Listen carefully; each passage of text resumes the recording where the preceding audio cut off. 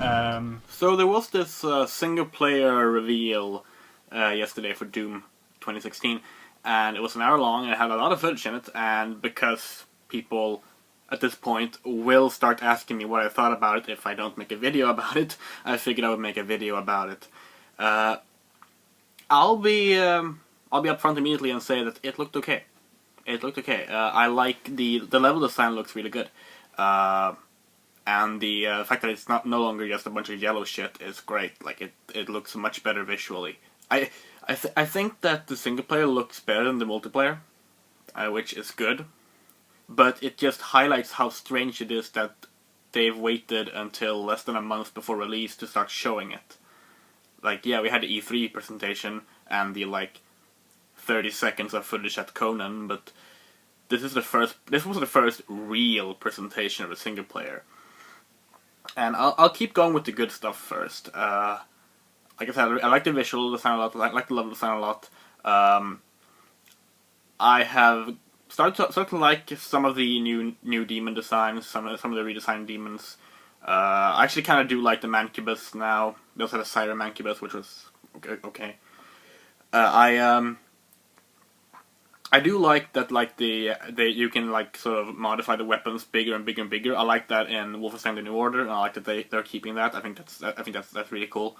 And the rest was kind of disappointing to me.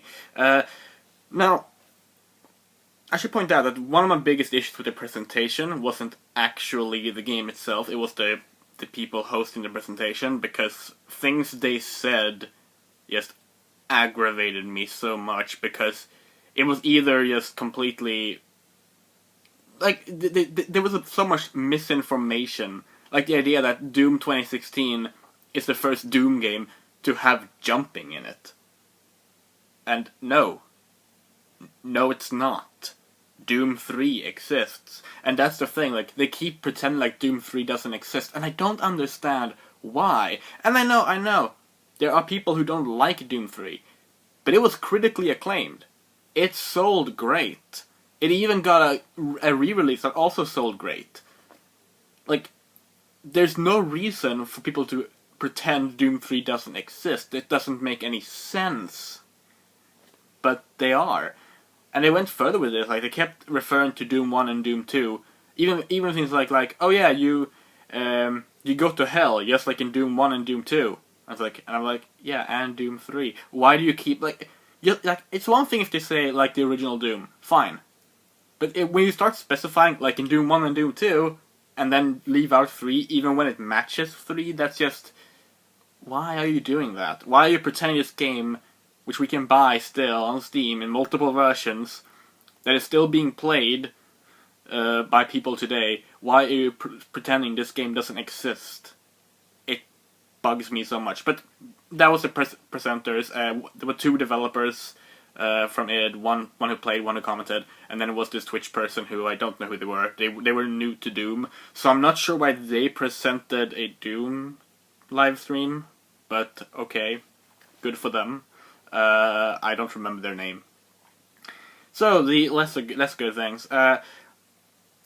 They seem to be conflicted on what they want to do with the whole always be moving thing, because there was so many instances where the gameplay looked good, the action looked fun, and then you would get to a point where it was oh yeah, and now you gotta stop in this room and kill all the enemies in this room to continue. And those were the worst parts, because it just felt like the entire game stopped.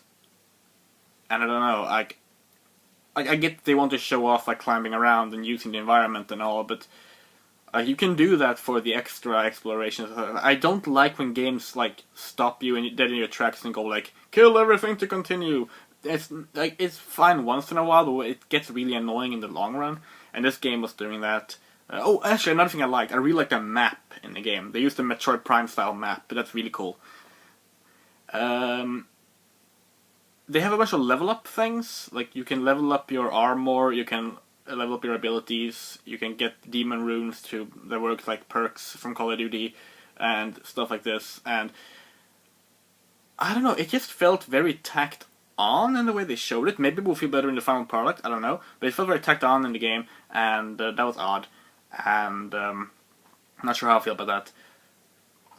A lot of demons still look really generic, and apparently the main way of delivering information to you regarding story and lore is going to be through data logs, which they did in Doom 3 as well, but in Doom 3 they still had a major story presentation.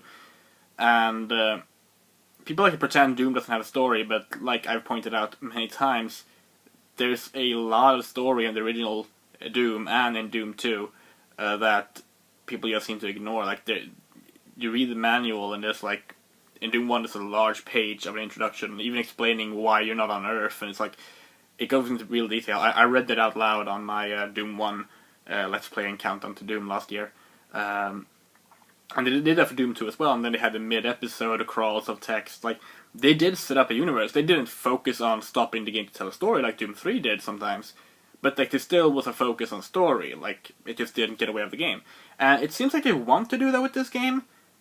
But then they said the thing that really bothered me. And that was that the game is tongue-in-cheek and self-aware. And they used an example where they were in this place called, I think, the Lazarus facility. And it was basically a hologram. I'll get to the holograms. A hologram of a scientist going like, "Don't be alarmed, don't be afraid while we're equipping the demons with weapons." And it's definitely like kind of self-aware too. It's tongue-in-cheek. It's meant to be fun. Yeah. Okay. Like this line right here. Resolve any questions or concerns on the initiative to weaponize the demons. Report to the chapel. It's like not words you'd expect to hear.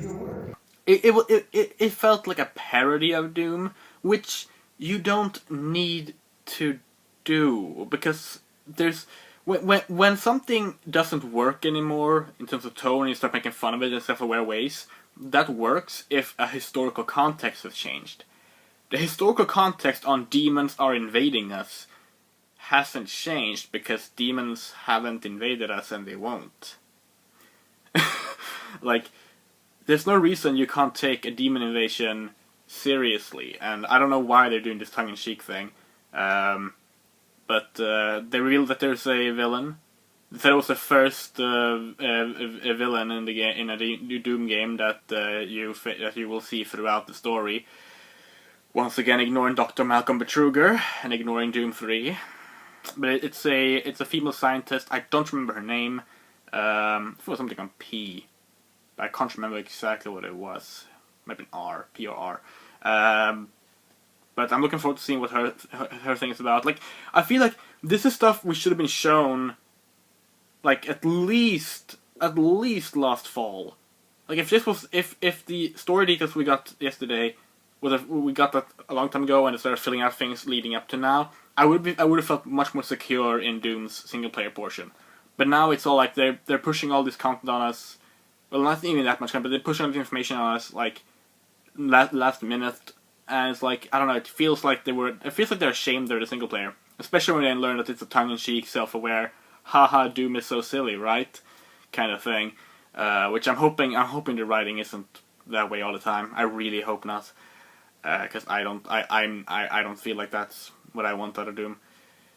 Then there's the holograms, which, like, they said, oh, you will see holograms to give hints where you're going, but they're just literally showing the way you're supposed to go. But that's not a hint. Like, I hope those can be turned off. Oh yeah, you can turn off the glow for glory kills. Thank fuck. That'll be the first setting I change. There were actually a lot of settings you could change, which good, thumbs up. They played the PS4 version, I should mention, which also does have FOV, which is good. Was there anything else I wanted to point out? I was talking about the story, tongue-in-cheek, scientist, Betruger, Doom 3 being ignored, data logs, yeah. I think that was pretty much all they said about the story. Like, they mentioned that when the game starts, you wake up in, like, a UAC bunker, and you don't know why you're there, you don't know who you are, and it's like, that's apparently the entire setup, which, okay, fine. That sounds... So it's basically like the setup for System Shock 2, I guess. We'll see how that works out. I don't know. The weapons... I mean, I played a multiplayer, as you know. I played it, like, fucking 13 hours or something. I really spent as much time as I could on that, even when I wasn't enjoying it, just to really get a good impression of what this game is going to be like. And I felt there that a lot of the weapons were just really disappointing, and they showed off the BFG. They fired the BFG 3 times, and it was disappointing. It's powerful. It's the most powerful gun in the game, and it kills things instantly and stuff like that, but I don't know, it just felt really... It felt like it didn't have much of an impact, which it did in the original Doom, it did in Doom 3, so... I don't know. But those are my thoughts on the Doom 4... No, not Doom 4, it's not Doom 4, it's Doom 2016. I'm not calling it Doom 4 anymore, because Doom 4 is the cancelled Doom game. I'm keeping those separate. Doom 2016, and I'm guessing this is the last I will say about it until the released version, which I am getting, I think. I actually haven't decided yet, because on one hand, I kind of don't want to buy it, but because it doesn't look that great, but I feel this is one of those games I feel I need to be there and get my own experience with before I start hearing too much from other people. Like, I need to be there because it's Doom and it's so important to me.